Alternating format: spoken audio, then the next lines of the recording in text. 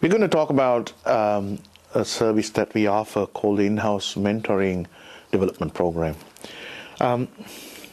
It's a funny element that in today's society, we don't actually value the elder. In all stable and peaceful societies, the elders have always been valued. And somehow we have forgotten the lessons of history. Organizations today are suffering a huge issue to dealing with young people rising up into senior management positions and not having the capacity within the organizations, flatter organization structures, heavier workloads, greater stress levels, greater competition, all of these things leading to the inability of the organizations to allow the wisdom that has been acquired by their senior members to move down to the younger people. This is something I am sure that any organization, including yours, is perhaps facing in varying degrees. But there's also another thing. There are a lot of people who have worked in organizations, quite a number of people, who have left and gone away. Now, when they leave, especially the people who have retired, they leave, and some people who have spent 20, 30 years in an industry or an organization, they leave with a great storehouse of wisdom. Now, how do we tap into that? So we have developed a process which allows us to train individuals. We train the elders on a process that allows them to transfer that wisdom to the young people.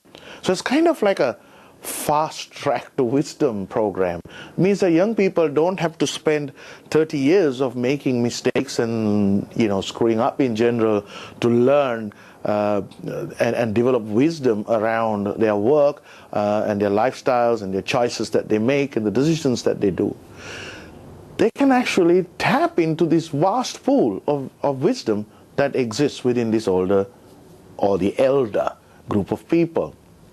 So we develop a process that allows us to go in and develop the program inside an organization that allows you to tap in, number one, to the senior people in the organization who don't have to spend more than an hour a month, perhaps working with one mentee, and perhaps a few minutes of conversation now and then whenever there is some issue, significant issue that needs to be dealt with, but also allows you to tap in and perhaps acquire some of your retired people who have retired from your organization to come in and help mentor these young people. So there are some key elements in what we do. Number one is the key about learning or teaching the mentor to make a stand. Makes a stand for mentee.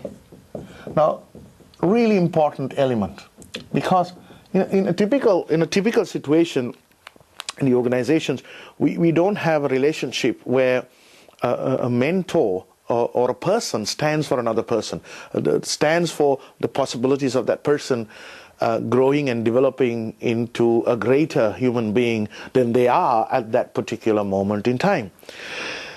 And learning to do that is a very difficult thing, especially in this modern world where there's almost a whole consciousness of fear and distrust that exists, and which influences the way we as human beings relate to others.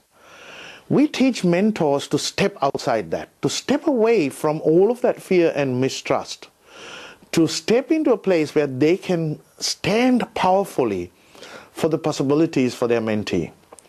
There is nothing more powerful on this earth than that stand for a human being to rise up beyond themselves. Now, this is a very key element of our programs, teaching people how to make that stand. Second element that we like to make. And there's a whole series of different perspectives that you can look at these things, but I think these are the couple of distinguishing factors that we offer to people to look at, is is actually the kind of training that we give, that is given to mentors.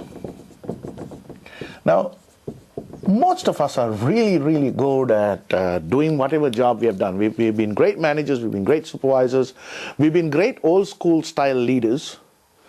But being a mentor requires some extraordinary skills.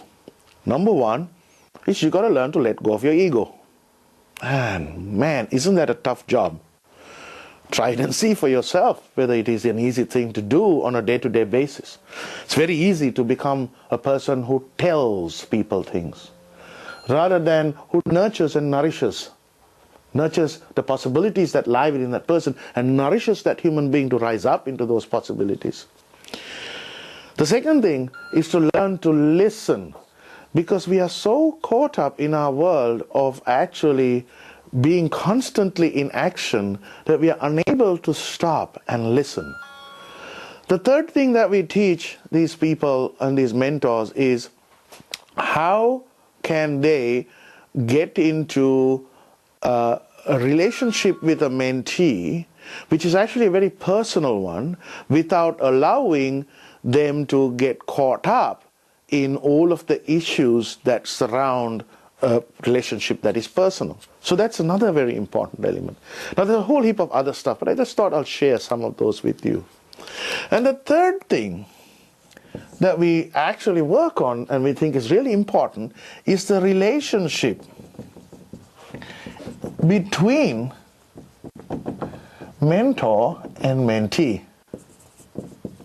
Now, many of us kind of don't necessarily give this a lot of weightage in terms, because we kind of try to view the world as kind of like almost like a mechanistic thing. So it doesn't matter who is operating the keyboard in a computer. The computer just does what the computer does. And we kind of sometimes think of people like that. We've got all these psychological tools that are working around the place that compartmentalize people and say, oh, hang on, this person is like this, and this is this, and this is that. And with all due respect to all those wonderful tools out there, I think it's a bit ridiculous, because there is a remarkable difference in human beings, and if we learn how to tap into that difference, you will create. And imagine, it's a lot better for the world in terms of an innovation, a society, a community, that it is made up of individuals who are different rather than individuals who are same. I think instinctively you would probably agree with me on that. And the great thing in this relationship is actually tapping into those differences and letting those differences bloom and blossom. So there's three things that I thought will kind of give you a sense of what this program is about. We know that this program can do wonderful things for the organizations. We stand by the commitments we make, and we also like to share with people as much as we can, and to pass on as much of the benefits we have received from such mentoring programs onto others, because we think that the world would be a much, much better place if the elders of today can share their wisdom and move that wisdom down to the willing hands of the younger people. And instead of going backwards in our human growth, that is, I think, a guaranteed way of ensuring we go forwards all the time. I thank you for listening.